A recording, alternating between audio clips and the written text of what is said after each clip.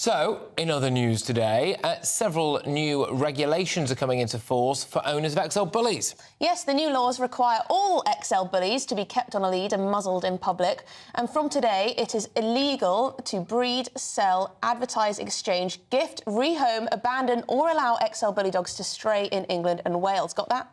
Yeah, strong views on either side of this discussion. Owners and animal charities claim that the new law is too harsh. So, joining us now to discuss these regulations is dog behaviourist and host of A Dog's Life podcast, Anna Webb. Very good. Anna, so are these new regulations too harsh, or does this strike the right balance?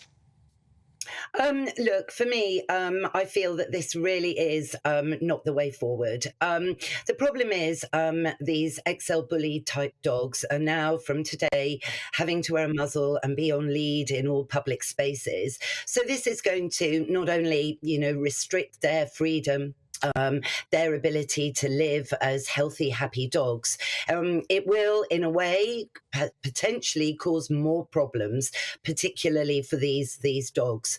The problem is, I believe, the owners. It is all about now looking at dogs in this country. We are living with more dogs than we've ever lived with ever before.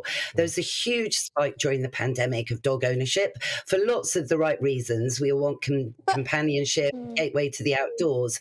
But unfortunately, I feel that adding another breed to the Dangerous Dogs Act will not make any difference. We know already that the Dangerous Dogs Act was a knee-jerk piece of legislation back in 1981, and we can see from today that it really hasn't worked. So simply just labelling another breed or a type of dog isn't really fixing the problem. Anna, if you've got a potentially dangerous dog, and this breed is potentially dangerous, there's evidence to show that quite clearly, then wearing a muzzle and being put on a lead, surely that's not that big a deal, is it, to protect others, to protect human life?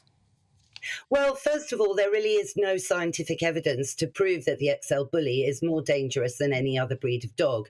There are many XL bullies that are now approved to be exempt, which is the second part of this process. So today, dogs have to be muzzled and on lead in public. By the end of January, dogs that have applied to be exempted from being put to sleep will be allowed to live in this country. Now, there is no evidence scientifically, as proved by the RSPCA and EFRA. But Anna, if there's no scientific evidence to suggest they're more dangerous, then why are they so overrepresented when it comes to dog attacks?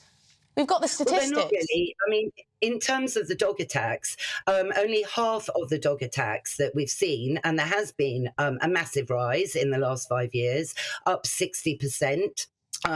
To 5 years ago. Now, this isn't necessarily down to the dogs. It is down to the owners of these particular dogs that haven't had perhaps the adequate socialization during the pandemic, that owners have perhaps underestimated the massive commitment that owning a dog is, the training that's involved, the socialization, and understanding what a dog is, to be honest with you, reading their behavior signals and being responsible owners. For me, I just wish that we were looking at a brand new licensing scheme coming into this country that even perhaps built in a bit like a driving test, so that you have to take a test, a pre-ownership dog ownership test, and for the microchip system to be totally changed, to be centralised, a bit like the DVLA system, so that we are more responsible in this country, that there's a lot more education, a lot more power offered to local authorities to help people perhaps struggling with their dogs,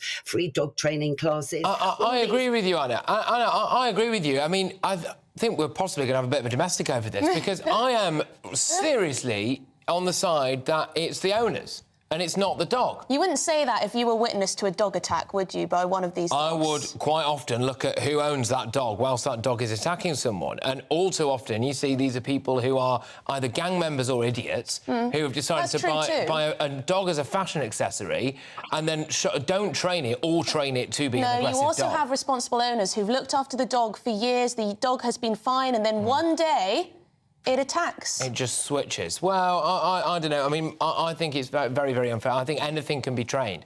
Anything can be trained properly. That would be my view. Sorry, Anna, we're going to have to leave it there. Look what you've started. It's Anna Webb there, who's the dog behaviourist and host of A Dog's Life. There are people at the moment, literally right now, dozens of XL bully owners gathering on a seafront walk with their unmuzzled dogs for the last time. That's in Margate in Kent. Sorry, but wearing a muzzle, I mean, correct me if I'm wrong at home, please, because maybe I'm completely wrong, but I often see dogs with muzzles on because their owners want to protect those around and they know that the dog might cause a bit of trouble if it's, you know...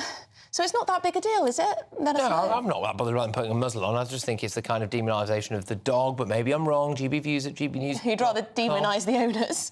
Happy to.